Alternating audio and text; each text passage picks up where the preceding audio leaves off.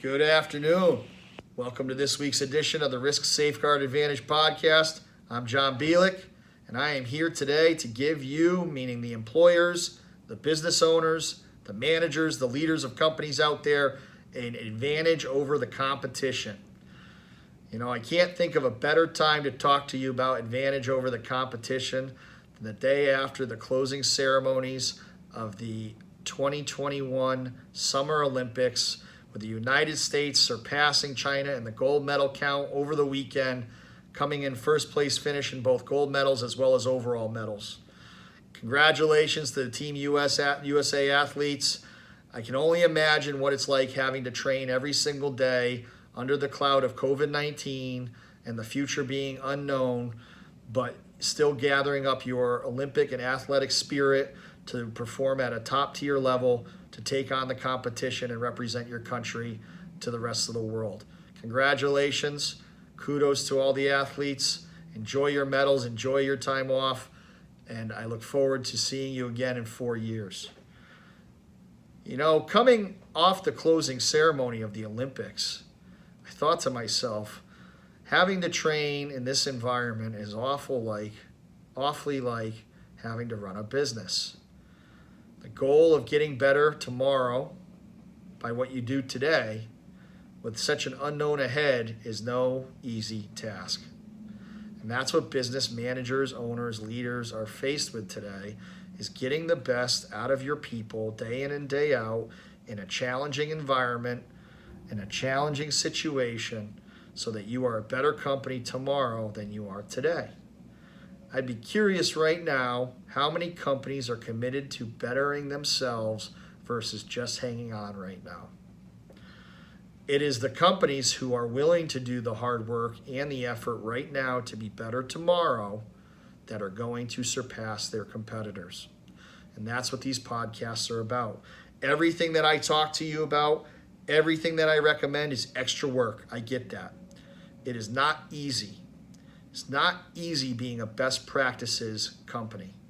It's not easy allocating extra resources in a time of trial to the unknown in hopes of having a better outcome based on experts giving you advice.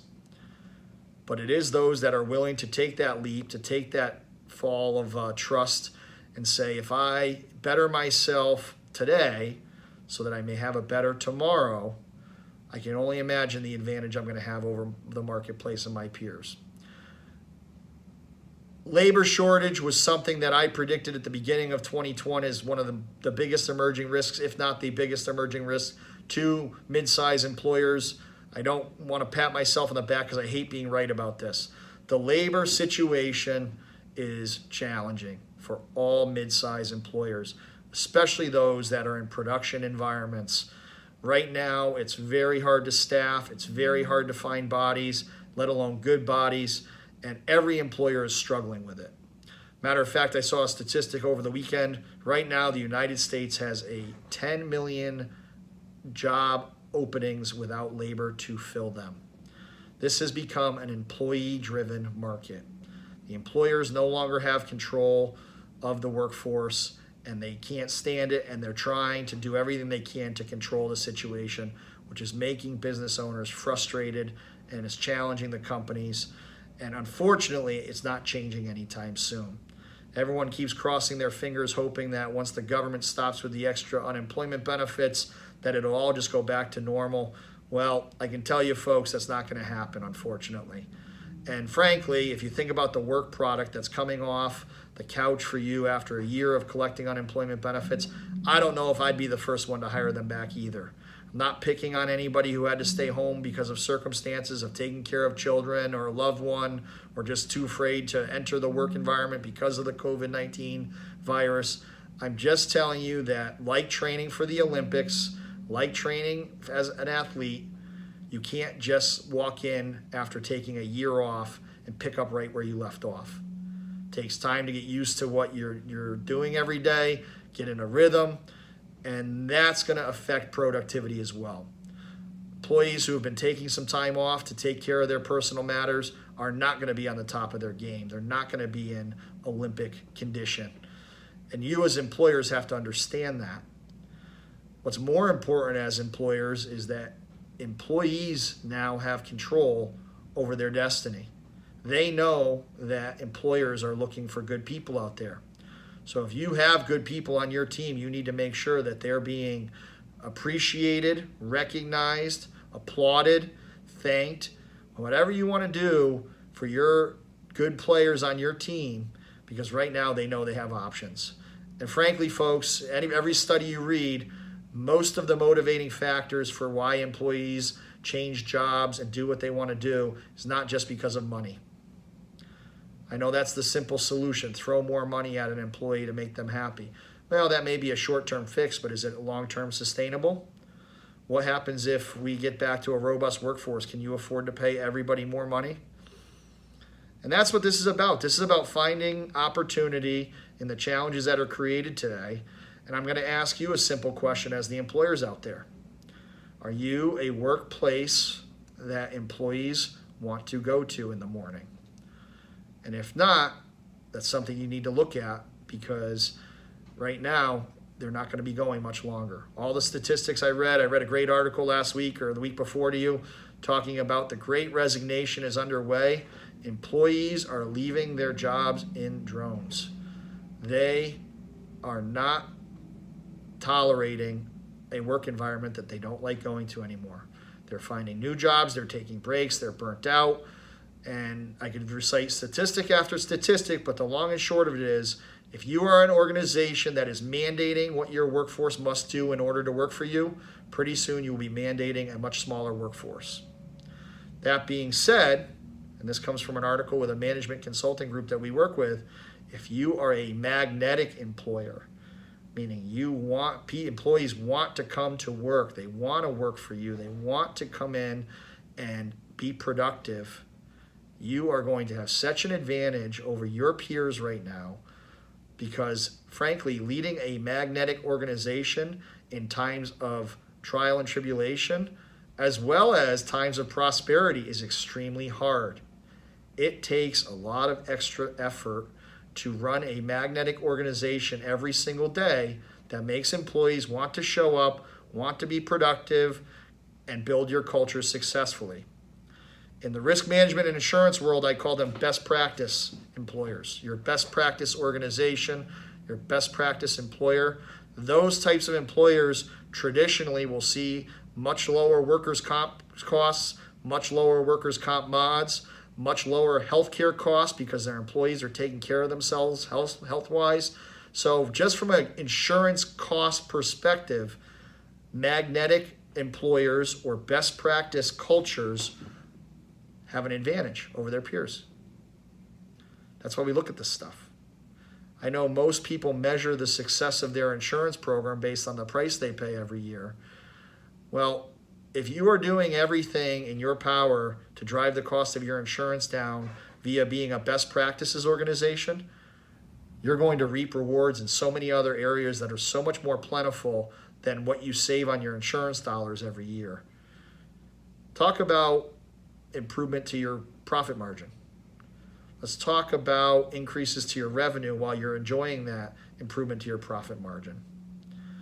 We talk about employee safety. How many employers are dead fast focused on their employees' safety right now? It's an obligation that we have when people come to work for us every day to make sure they go home in the same condition they arrived. How many employers can truly look themselves in the mirror and say, right now, I absolutely 100% unequivocally care about the employee's safety? The employers that are telling the truth, they'll see it. You'll see it in productivity. You'll see it in profitability. You'll see it in employee morale. You'll see it in your culture. Those that are lying to themselves or maybe naive to their situation, your margins are going to be lower, your injury rates are going to be higher, and frankly, your employee retention is going to be lower. Employees are not sticking around in environments for the sake of having a job anymore. They don't have to. And that's the sad reality of right now as employers.